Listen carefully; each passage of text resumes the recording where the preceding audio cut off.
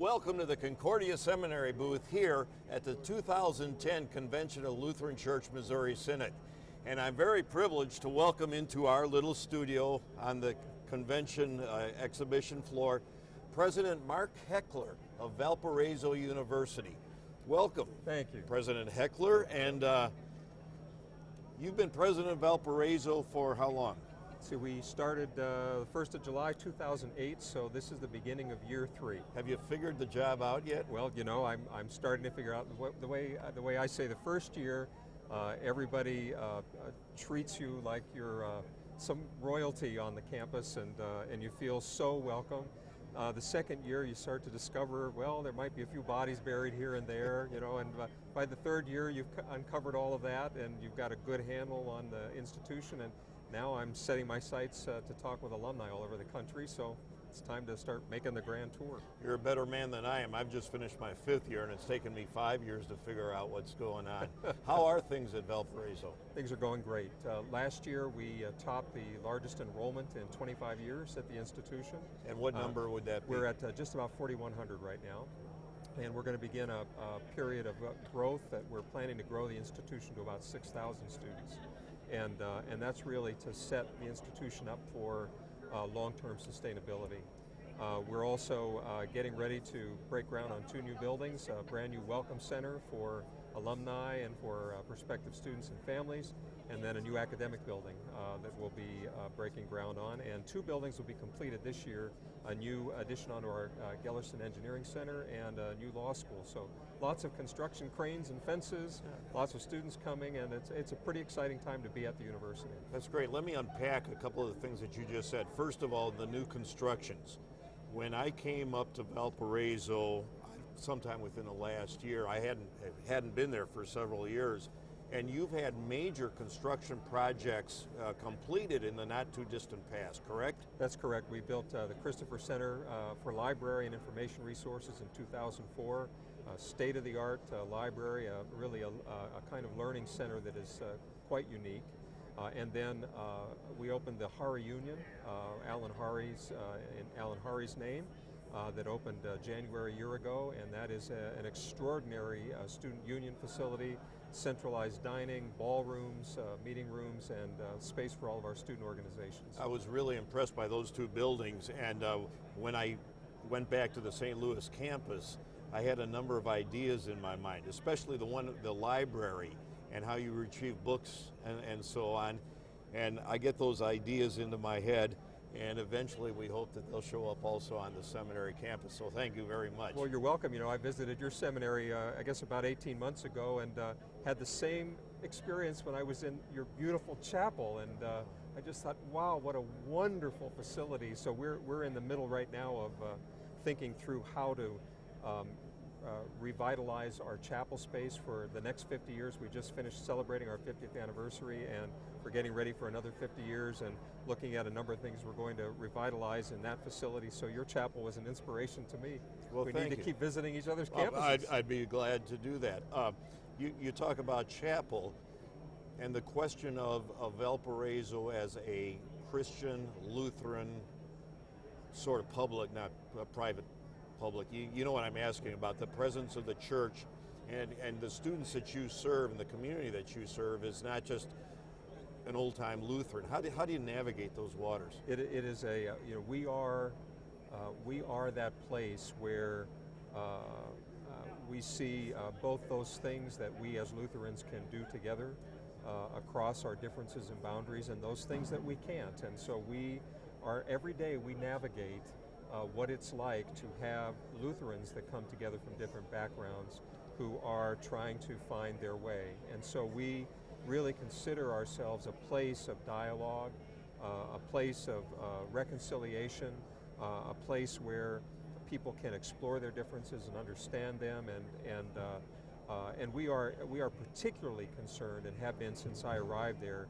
that for Missouri Synod Lutherans who come to the university, that we can offer a worship experience that is going to keep folks very comfortable and that are theologically appropriate, and that's been a large part of what I've tried to do even as we continue at the university to invite more people from different backgrounds into the institution. So we have Catholics who come to Valparaiso University, about 20% of our students.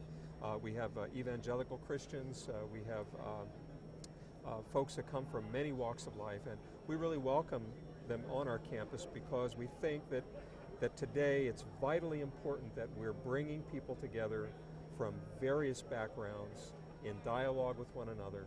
And what brings us together is that we're in common pursuit of truth. And that we learn so much about how to navigate this world, and we think that that's important really for graduates who leave Valpo and head out into the world and into the future, and hopefully to your seminary. Yeah, send us all the Valpo students you can, because they are quality students when they get to Concordia Seminary. I know that you are striving to do exactly what you just said, and I appreciate that because the church needs and our country need places where we can honestly dialogue about disagreements and do it in a way that affirms and respects the other person's point of view, even if we don't agree with it. Nope. I was saying to somebody that a pluralistic culture doesn't mean that we're a relativistic culture. We can get together and talk. And every once in a while I get a complaint about someone who spoke on the seminary campus. And my goodness, if we can't expose ourselves to different ideas and then process those ideas, then it seems to me the vitality of the life of the church and the vitality of our confession is just smothered by a kind of a dead orthodoxy. So absolutely. I appreciate what you're... I couldn't agree with you more. I think we are really working at common purposes, and that's why we have a strong affinity with Concordia, and why we continue to want to grow our partnership, because we are trying to do very similar things and trying to create very thoughtful leaders for tomorrow in the church, and that's very important for our I appreciate the partnership. Earlier you mentioned sustainability of the university, and I know that at least in our case, the sustainability of Concordia Seminary was assured. Church needs pastors, they send the boys off to the seminary. Seminary needs money to operate. Sunday morning offerings take care of that. We never had to worry about sustainability, but we do now. Could you talk more about the sustainability of the university and some of the things that are different now than in the past? Things that you have to do to make sure that Valparaiso continues to be a light. Your light, we see the light.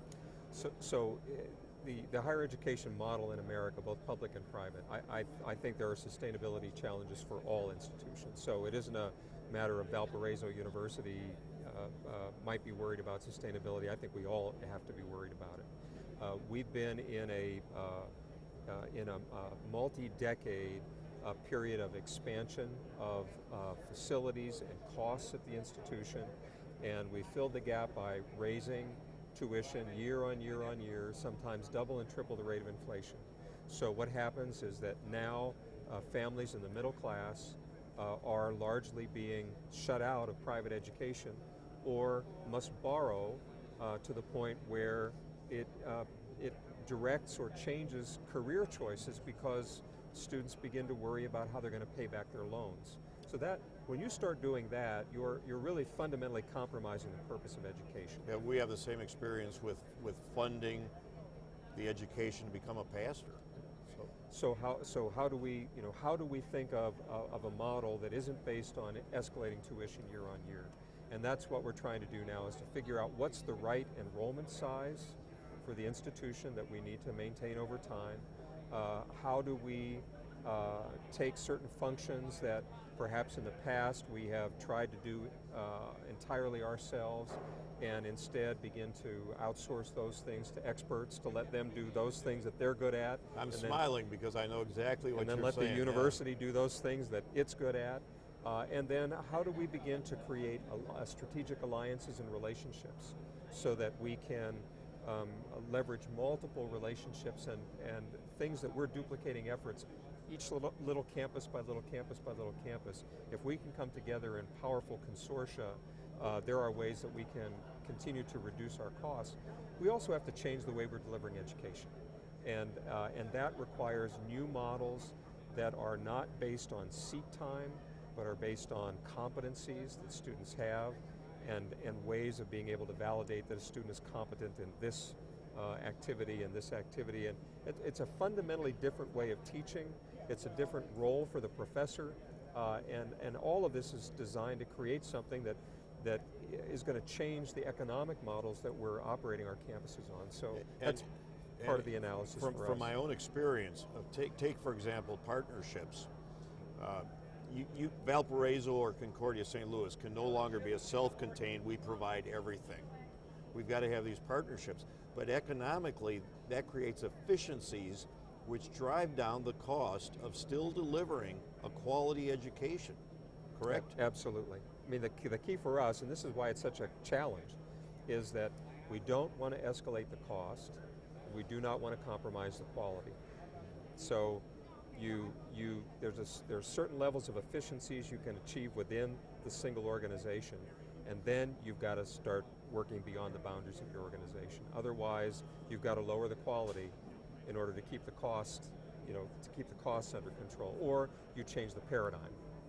Can you change the paradigm and still have a high quality education? And that's part of the innovation that we're experimenting with as we look into the future. Well, the challenges of the 21st century require the absolute best in education, theological education at seminaries, but also a theological moral fiber from a university such as Valpo, if I'm reading things right. Absolutely, yeah. and from our perspective, and I know that we share this concern, we really need to be graduating more people who take on the responsibility of taking the mess that we've got in this world and really trying to give glory to God and to give God's creation back in a way that at least each of us feels some sense of responsibility and ownership for, that we are charged to be stewards of these gifts that have been given to us, and we want to create students who feel a responsibility,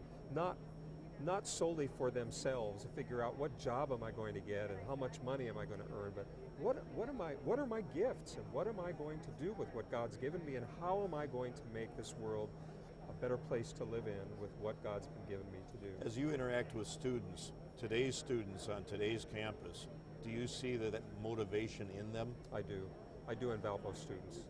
And we're looking for students that academically they've got to be able to work in a rigorous environment, but we look for every student to bring some leadership capacity into the institution and evidence that they have a desire to serve. So we're really looking in every aspect of the institution, whether they sing beautifully, or they're a great basketball player, or they're just a great intellect coming into the institution. It's those three things: academic rigor, leadership, and service. And so I see that in Valpo students. Speaking of basketball, how was the team? How will the team be? We had a young team last year. We actually did very well, and we were 2 points away from beating Butler in the last game of the season. So the team has come a long way in that period of time.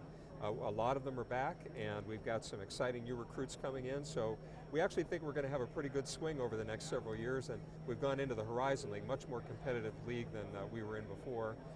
And this time out, we finished fourth, and we're going to chip our way up there until we've got some exciting games ahead. Is Homer Drew still coaching? He's still coaching. When I was at the Lutheran Hour, and they had that great basketball run, made it in the Sweet 16, they interviewed Coach Drew and Bryce and the family, and that was a great time. So that was one of the bonding reasons for me and my family. Another one was, as you know very well, our daughter's a Valpo graduate. Got a wonderful education, and her faith was strengthened through this kind of interactions that we talked about earlier. So you've got a supporter and a friend. I should be careful how I say supporter. That means something to a guy who's looking at sustainability. But you do have great support and a desire to partner with me and from Concordia Seminary. So thank you, President Heckler, for taking some time out of your busy schedule here at the convention. And God's blessings to you and to the university. And blessings to you. Thank you. Thank you.